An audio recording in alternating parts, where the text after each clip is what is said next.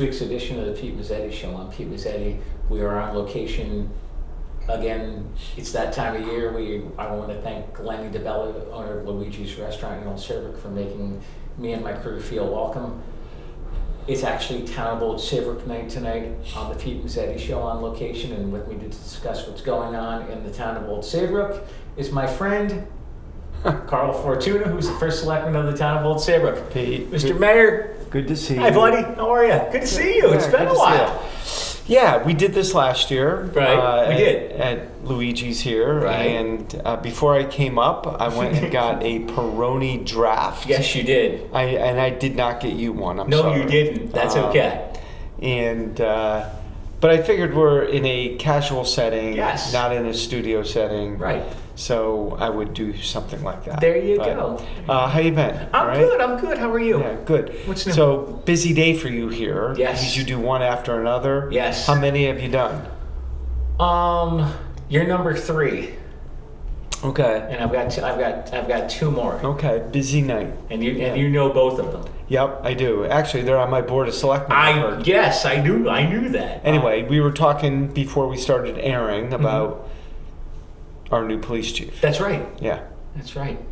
And I understand they had a meet and greet for him not long ago? Yeah. How was it? Good. We set it up with the police commission, Chubb Wilcox, who led the search committee for the new chief. And we decided that after the chief was installed, right, we would have a meet and greet.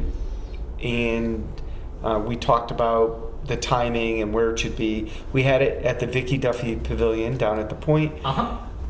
We got apple cider and all kinds of cinnamon apple treaty things that people were popping in their mouths all day. So it wasn't the healthiest day. No. But the chief was a great sport because he was there for 4 hours. Chief William Onofrio is our new chief. Right. He was deputy chief in the city of Hamden. Yep. I think it's a city. Yeah. He lives in Clinton, Connecticut. He does? Okay. Yeah. So, yeah, that's right. Okay. Pete Mezzetti. Everybody should know this. Pete Exactly. Mezzetti lives in Clinton, Connecticut. That's right. So he lives in Clinton. He's only been there about a year. He's from Hamden. Okay. And just seems like a real gem of a guy. Just a real gentleman, and he made a very good impression, I think, over the course of 4 hours. And we started about 12:30, and by the time it was 2:30 or 3, I'm looking at the police commission members who were there, and I'm like, why are we doing this until 4:30? Who decided it was going to go 4 hours? And they all looked at me and said, you did. And I said, I didn't remember that because that's too long. Great. And so we were there for 4 hours. I was in and out. But the chief was there for 4 hours and he met people. It was a very steady stream of people who came in. His wife was there. Okay. They're just a lovely couple. They have 2 young children. And he has been now chief of police in Old Saybrook for actually 22 days. Okay. Came in about October 1st. Right. Today is October 22nd. It's my mom's 94th birthday. Wow. I'm mentioning that on camera. Okay. I did call her. Mom. And she's wonderful. Anyway, the chief is been there for 3 weeks. Getting up to speed, but he's up to the task and just looks like a really great choice. I think the search committee, which was the search committee for the police chief, was the 7 members of the police commission and me. Okay? And you, okay. Yeah, that was the search committee. Okay. The police commission is the hiring authority. So they made the hire. Gotcha. They voted to do the hire, but I was part of the search committee. And I spearheaded I did a lot of the logistics on it, make sure we had a room to meet in and make sure we got mailings out and make sure, So I was a little bit of the point person for all this to make it easier. But anyway, it was really good. And did you know about it? I was going to say, if you knew about it, you could have come by. No, I didn't know about it. All right. So that's why I wasn't there. I'm sorry. That's okay. We would have loved to have had you. That's okay. Maybe one of these days down the road, you and I can set up a meeting with the chief. Yeah, a lot of people are asking right now. You know, in Old Saybrook we have Right. 9 beach associations. Oh my goodness. You know, 8 marinas. Yeah. We have the Rotary Club, the Lions. Everybody. The exchange. Everybody wants a meeting, right? Yeah. So I am actually trying not to call him too much to Okay. overly burden him. Right. And you know, he's got a lot on his schedule, Right. so. Maybe sometime down the road. Yeah, I'd be happy to arrange that for Maybe you. sometime down the road. So what's going on in the town of Old Saybrook? We got a lot going on. So, you know, one of the things I'd like to talk about, so we are taping this on October 22nd. Yes. So we're about 2 weeks away from the election. Yeah. And there are, obviously, people win and they lose offices, but there are many people in our town, both volunteers who are elected and others who are not either running for re-election who have recently resigned. Right. So Mike Gardner, I don't know, you didn't know Mike Gardner. Mike Gardner was the information technology person at the police station. Okay. He was also a sergeant for many years. He was a sergeant in the police department, and but he also did IT. Okay.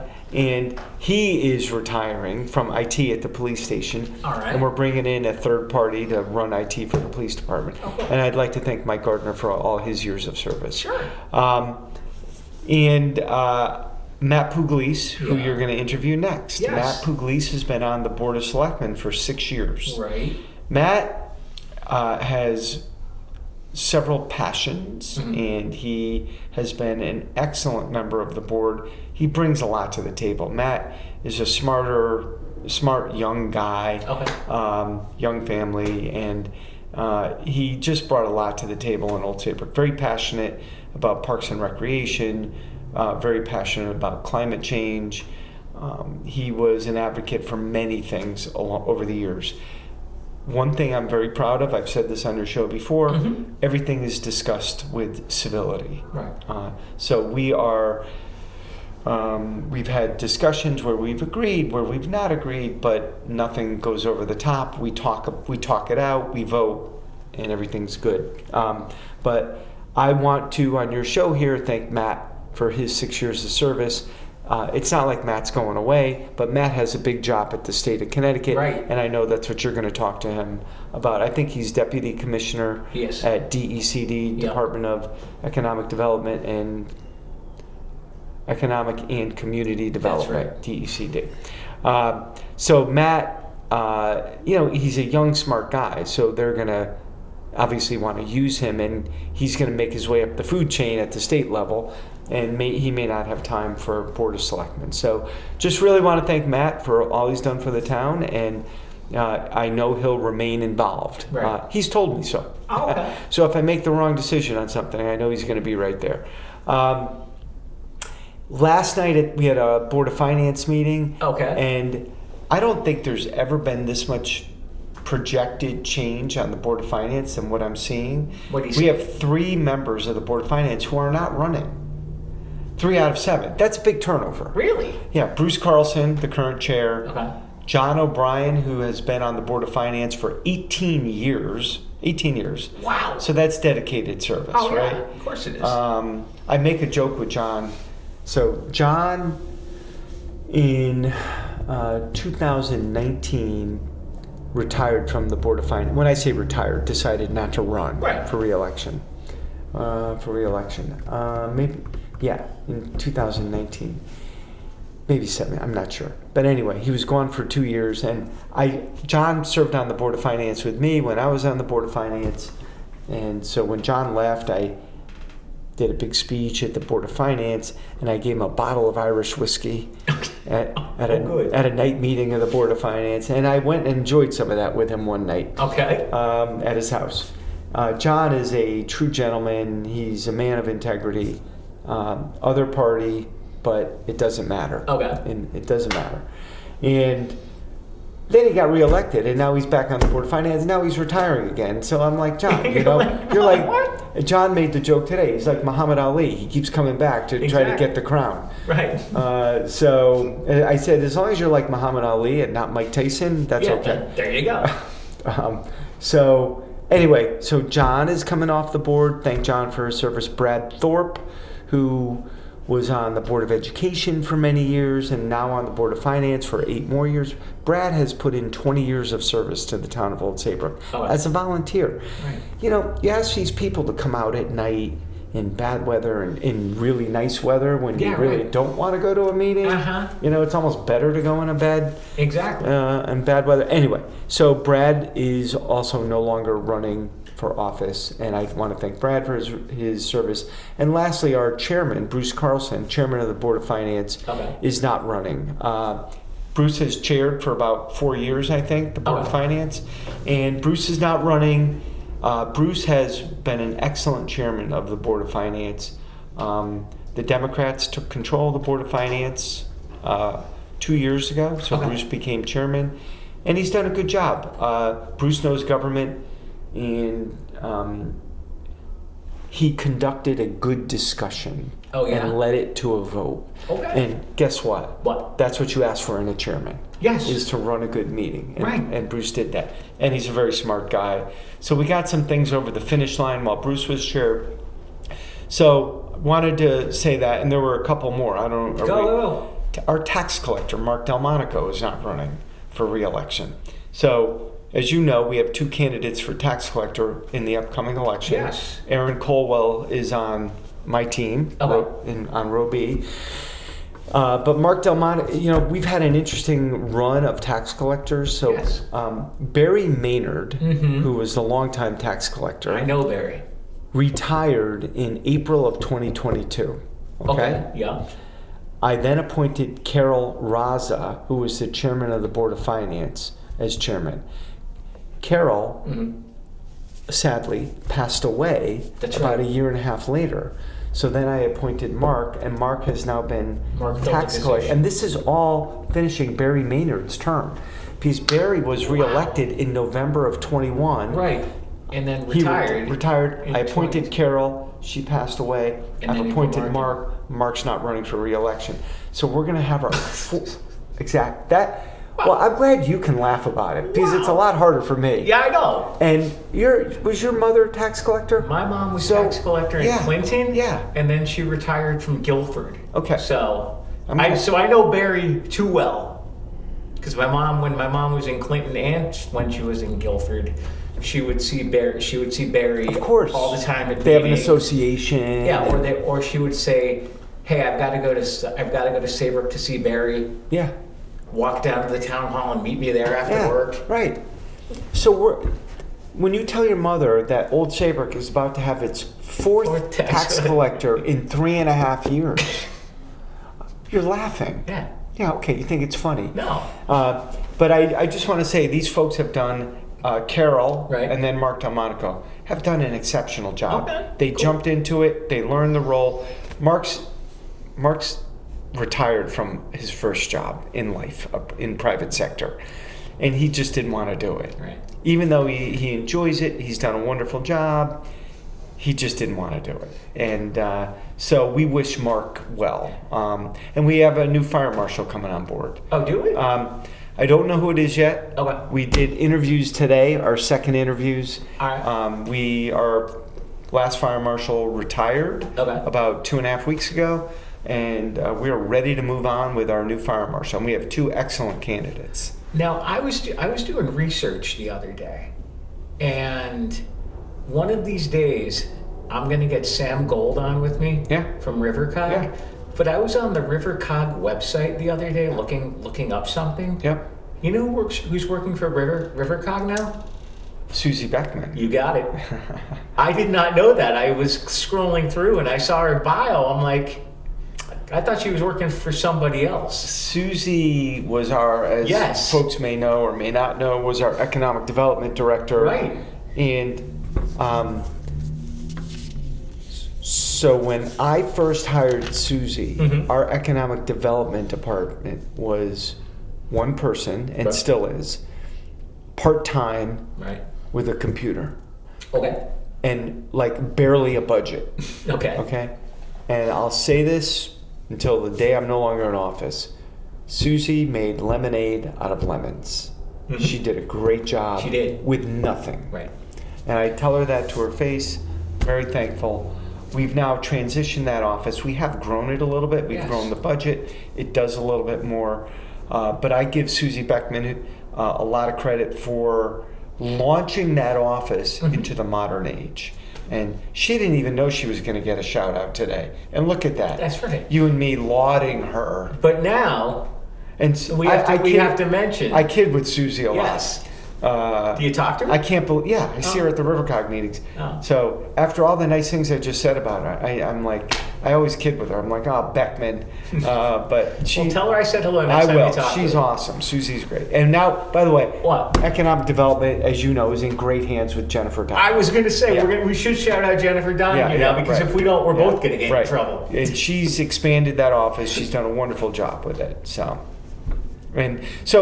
Wow. the point of all this Yes. is lots of turnover. Yes. Lots of turnover. And, tax collector, 3 on the Board of Finance, fire marshal, information technology. Change hopefully is healthy and hopefully it is good. So that's what I got for you. So at the state level, they're going to have a special session Okay. on housing. And I don't know what's going to happen. I heard it's November, it could be December. I don't know. Okay. But they're going to modify that housing bill. I think it was 5,002. Something like that. And they're going to modify it and let us know. Well, I don't know much about it, Pete, right now. Okay. Everything is behind closed doors. I don't know when they're doing it. But we will see when it comes out, won't we? We will. And I'm guessing that the governor's office, now the governor vetoed the previous housing bill. I'm guessing the governor is working closely enough that Right. this one's going to get signed. You think so? Yeah, I do. They're not going to go in, I don't believe they will go into special session without an agreement. Without an Okay. idea Really? that there's a framework that they can all agree on. Right. I don't know how you feel about it. Yeah. You're pretty good at this stuff. I am. At this state stuff. I Well, I'm am. glad you. I try. I try. You admit you are. That's good. I try. You're so modest. I try. Now, as far as state stuff goes, how are things at CCM? Good. Yeah? Yeah. We had a meeting yesterday. I was up there. Did you see Joe?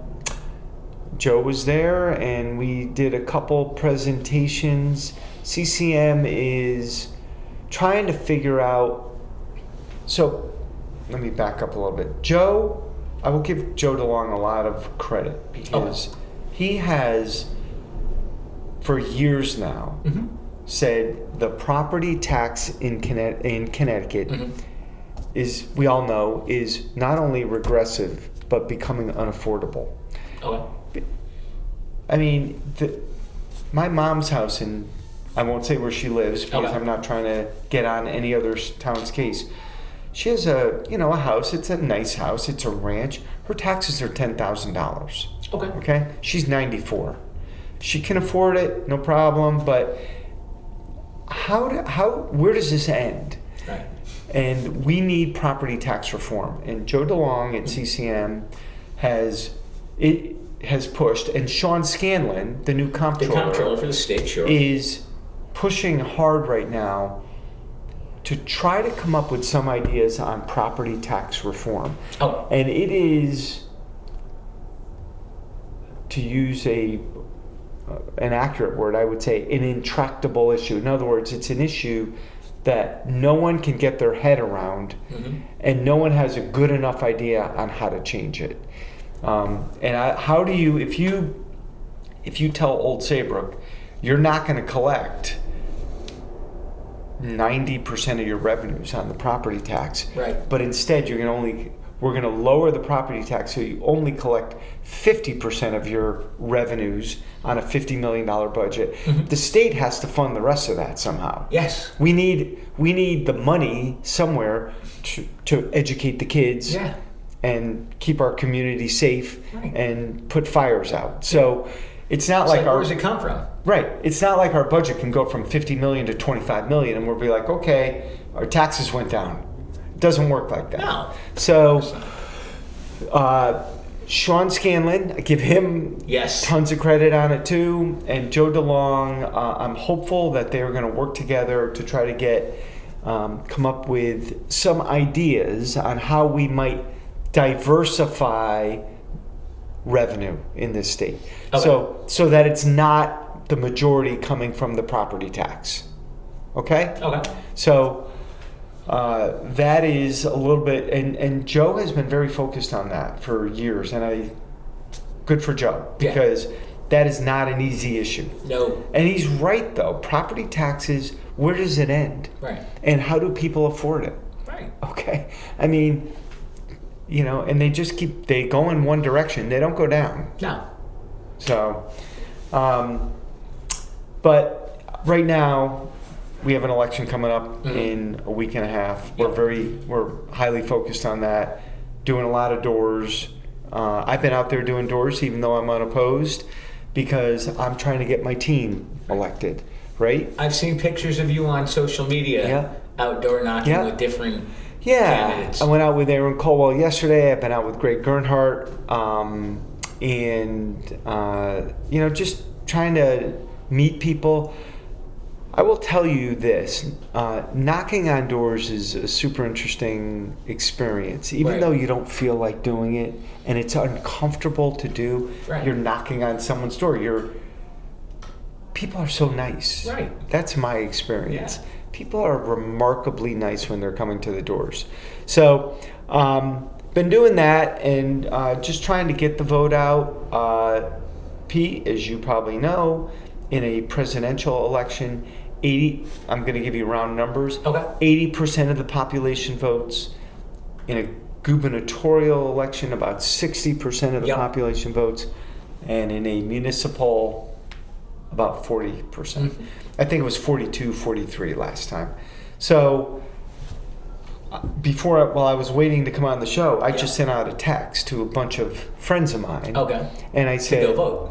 Vote now. Vote early. Right. Because when election day, and I'll tell your audience here, when election day comes, it might be pouring rain and 40-mile-an-hour winds. Yeah. And you know what you're going to say? Yeah, my vote doesn't matter. Yeah, it does. It doesn't matter. It doesn't, or I don't feel like going out to vote. And the convenience of early voting is there for our residents and statewide to go out there and I voted on Monday. I voted about 11:30 on Monday, and it's great because now on election day I can work, I can go to the polls, I can see people and do that kind of stuff. And what people might or might not know, especially if you're registered in Old Saybrook, you guys have 2 polling places. We do, District 1 and District 2. So, and inevitably, people go to the wrong district. They go to the middle school, they should be going to the high school. And they just have to know. Is District 1 the high school, District 2 the middle school, or is it flipped? Or is it the other? Okay. District 1 is the middle school, and District 2 is the high school. And I've been doing a lot of District 2 campaigning and I get on my bike. I get on my mountain bike. Oh, yeah? And cool. Because going door to door, right, we have lists of people who vote, and I'm sure some of your I've seen the list over in the years past out campaigning and when you're only talking about 45% of the people who are probably going to vote, you can go on one street that has 20 houses, and there might only be 2 or 3 that are voters. The rest of them probably aren't going to vote in a municipal election. So, anyway. Do you know Brian? Do you know the name Brian O'Connor? At CCM. Brian works for CCM. I know. But before Brian worked for CCM, Brian was state representative. I know that. For this area. Yeah. I worked with Brian on his campaign. I remember one day, Brian represented Clinton, Westbrook, and a portion of Old Saybrook. And Brian and I were outdoor knocking. That's right. Brian was in Westbrook. I forgot that. Yeah. So we're outdoor knocking. He's like, all right, we got time for one more street. Pick one. So I picked it. So he's like, what's the name? So I give him the name. We knock on the door. Woman answers the door. Come on in. Let me go wake up my husband, who will want to talk to you boys. Art Carney's house in Westbrook. Oh, yeah. He came out. Brian and I spent an hour and a half with Mr. Carney. Really? When was that? When Brian was state rep, so this was bunch of years ago. Yeah, that had to be a while ago. Yeah, so it was talk about a very interesting person to sit and have a conversation with. Yeah, typically you don't know what you're gonna get. Exactly. Typically, people are pretty darn nice. We do get into conversations with people who don't necessarily want to see us. Right. Yeah. But anyway, yeah, we look. I would encourage people to early vote. Okay. It's basically from 10 to 6, and during the week, and then actually as you get to the weekends, I think they're even holding longer hours. Early voting does end the weekend before, like Election day. Yep. Yeah, right. So I don't want people to think they can vote on November 3rd. Early vote, they cannot. Absolutely. Because they need to set it up, the machines. So, All but right. a lot going on. Carl Fortuna Yeah. from the town of Saybrook. We're out of time. All right, Pete. Thank you for some time. Yep, We'll see you soon. Thank you for having me. You got it. On behalf of Carl Fortuna, I'm Pete Mezzetti. Thanks. Good night. We'll see you next time.